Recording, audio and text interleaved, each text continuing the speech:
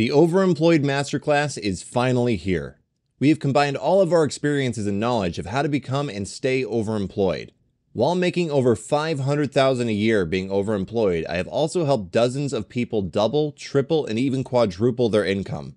The Masterclass will be available for pre-order starting today for $100, but the first 10 people to sign up will get a 60% discount.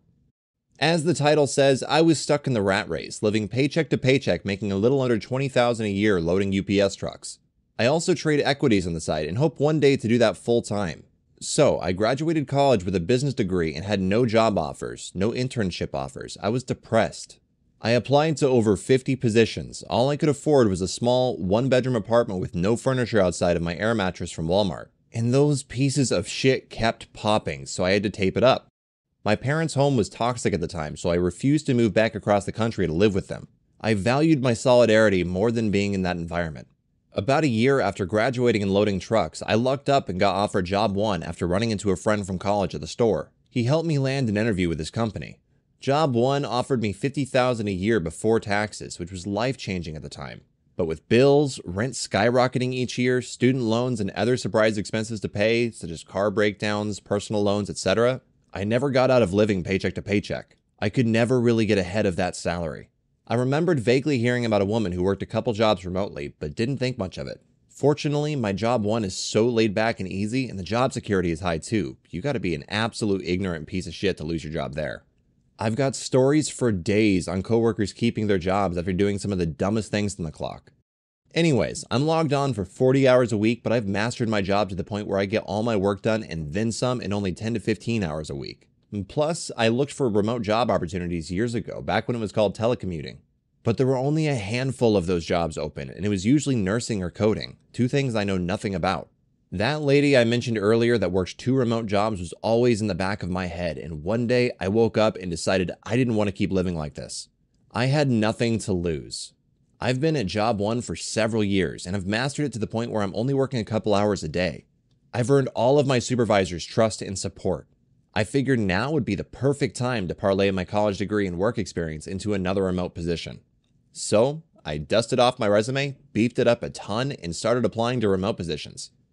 I applied to over 100 jobs, and I was rejected or ghosted over 100 times.